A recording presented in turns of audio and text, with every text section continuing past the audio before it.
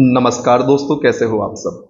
दोस्तों, बहुत दिनों से मुझे एक कमेंट प्राप्त हो रहा है कि सर आप एक वीडियो बनाएं डाटा प्रोसेसिंग असिस्टेंट, जो रिक्रूटमेंट एग्ज़ाम का नोटिफिकेशन निकाला गया है माननीय हाई कोर्ट मध्य प्रदेश के द्वारा उस पर, क्योंकि यूट्यूब पर कभी अभी तक किसी ने भी इसको कवर नहीं किया। तो मुझसे रिक्वेस्ट करी थी विद्यार्थियों ने कि आप बताएं क्या योग्यता है, क्या सिलेबस है और क्या कैसी चीज़ें हैं इस नोटिफिकेशन के बारे में। हालांकि इसके फॉर्म दोस्तों भर चुके हैं, नोटिफिकेशन आया था 31 जुलाई को, फिर भी आपने कहा तो मैं आपके लिए अलग से वीडियो बना रहा हूं। कुछ दिनों पहले भी मेरी इस कमेंट पर नज़र पड़ी थी, तब मैंने आपके लिए नोटिफिकेशन को साझा किया था अपने टेलीग्राम चैनल पर कि आप वहां से खुद जानकारी पढ़ लें, लेकिन बार बार आपके कमेंट आए तो मैंने सोचा कि अब एक वीडियो बना दिया जाए। ठीक है, तो 31 जुलाई को नोटिफिकेशन आया था, 31 जुलाई से ही फॉर्म भरना शुरू हुए थे, जो 31 अगस्त तक भरे गए थे, 1 बजे तक फॉर्म फिल हुए थे। फिर कहा गया था प्रिलिमिनरी एग्जाम कब होगा इसके बारे में घोषणा की जाएगी, बाद में आपको बताया जाएगा। ठीक है, और जो ये एग्जाम है, जो एप्लीकेशन फॉर्म आपसे बुलाए जा रहे हैं, कुल 23 पोस्ट है डाटा प्रोसेसिंग असिस्टेंट की। 23 पोस्ट के लिए आपने फॉर्म फिल किया है कि इनमें से किसी एक पर आपका चयन हो जाए। अब हम बात कर लेते हैं पोस्ट का नाम, पे स्केल, एजुकेशन क्वालिफिकेशन क्या है और एज लिमिट क्या है। तो दोस्तों, जो पोस्ट का नाम है वो तो हम सभी जानते हैं, डाटा प्रोसेसिंग असिस्टेंट इस पद का नाम है। पे स्केल की यदि हम बात करें तो 2400 ग्रेड पे के हिसाब से आपकी सैलरी बननी है, छठवें वेतनमान के अनुरूप। ठीक है, एज लिमिट 18 से 35 वर्ष का कोई भी विद्यार्थी इस फॉर्म को फिल कर सकता है, और आपकी जो एज काउंट होगी वो काउंट होगी 1 जनवरी 2023 से। इतनी बातें आपको ध्यान रखनी है। अब बात करते हैं हम कि क्वालिफिकेशन क्या मांगी गई है इस एग्जाम के लिए। तो दोस्तों, 2 योग्यताएं मांगी गई हैं, पहली और दूसरी। तो पहली योग्यता में या तो आपके पास बीएससी कंप्यूटर साइंस की डिग्री हो, या बीसीए की डिग्री हो, या बीएससी आईटी आपने कर रखा हो, या फिर इसके समकक्ष कोई भी डिग्री हो और आपने वो कम से कम 60% अंकों के साथ या इक्विवेलेंट ग्रेड के साथ क्वालिफाई की हो। दूसरी योग्यता एक्सपीरियंस मांगा गया है, working knowledge of operating systems and office applications with क्या office application suites with 3 years of working experience of data entry with required educational qualification. यहां पर दूसरी जो योग्यता है इसे आपको बहुत ध्यान से समझ लेना है। ठीक है, फिर पोस्ट डिटेल देख सकते हैं दोस्तों, यहाँ पर कैटेगरी वाइज जो 23 पोस्ट है कुल, उनका विभाजन करके दिखाया हुआ है, तो इसको आप यहाँ देख सकते हैं। एलिजिबिलिटी आप यहाँ पढ़ सकते हैं उसके लिए कि भारत का नागरिक होना चाहिए। ठीक है, और बाकी सारी चीजें हमें अब चर्चा करनी है क्या सिलेबस के बारे में, कि आखिर क्या सिलेबस है, डिस्क्वालिफिकेशन वगैरह आप सब कुछ इसको यहाँ से पढ़ सकते हैं। हमारा उद्देश्य है सिलेबस क्या है, उसके बीच में हमें दिखा एग्जामिनेशन फीस। दोस्तों, मैं अभी पहली बार इस नोटिफिकेशन को आपके समक्ष अभी देख रहा हूँ।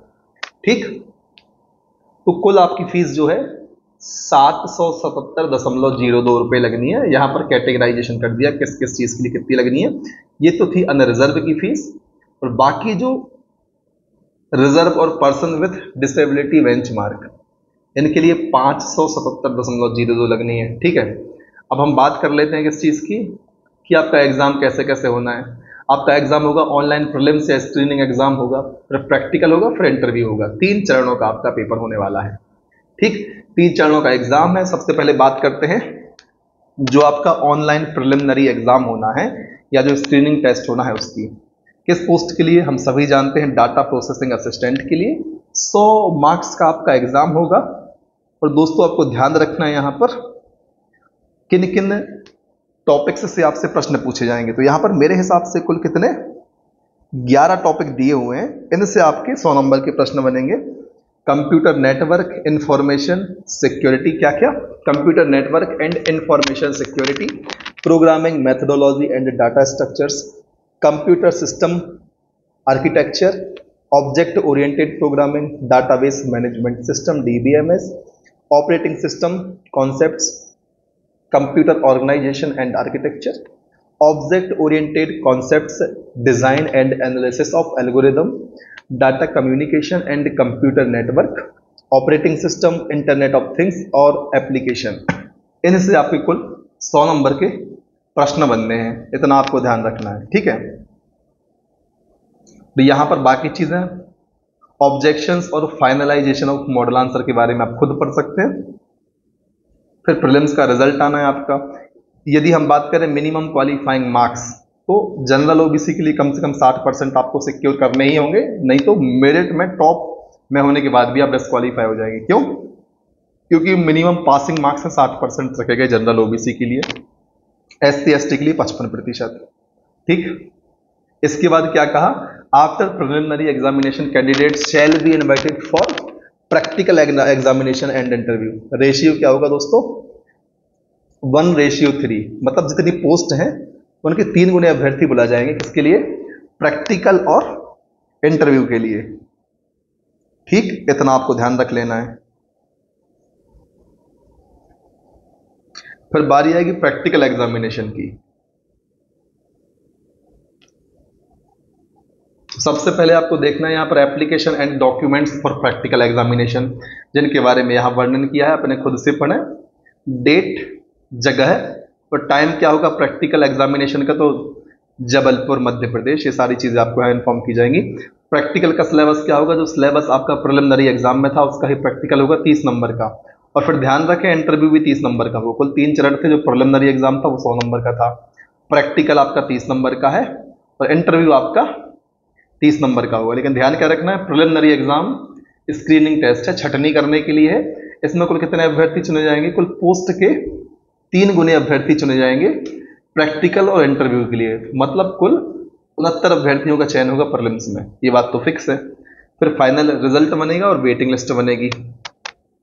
ठीक, उम्मीद है सारी चीजें समझ में आई होंगी और कौन कौन से बिंदु पर हमने चर्चा करी एकदम स्पष्ट रूप से आपके सामने होगा। यदि विस्तार से आप इस नोटिफिकेशन को पढ़ना चाहते हैं तो इस वीडियो के बाद मैं फिर से एक बार टेलीग्राम चैनल पर अपने अपलोड कर दूंगा और उसकी लिंक आपको डिस्क्रिप्शन बॉक्स में मिल जाएगी। तो इसी प्रकार की जानकारी के लिए बने रहे हमारे साथ। कोई भी डाउट आपको आता है तो आप कमेंट में पूछ सकते हैं, जिस प्रकार से इस वीडियो के लिए आपने पूछा मुझसे, 2-3 बार आपने कमेंट किया, एक बार मैंने देखा, मैंने आपको नोटिफिकेशन शेयर किया, 2-4 बार मुझे कमेंट और दिखा, तो मुझे लगा कि इस पे वीडियो बना देना चाहिए। ठीक, इसलिए मैंने वीडियो बनाया। बस इसी प्रकार से सपोर्ट करें, आगे बढ़ते रहें, तब तक ना रुकें जब तक आपको आपका लक्ष्य प्राप्त नहीं होता। जय हिंद, वंदे मातरम।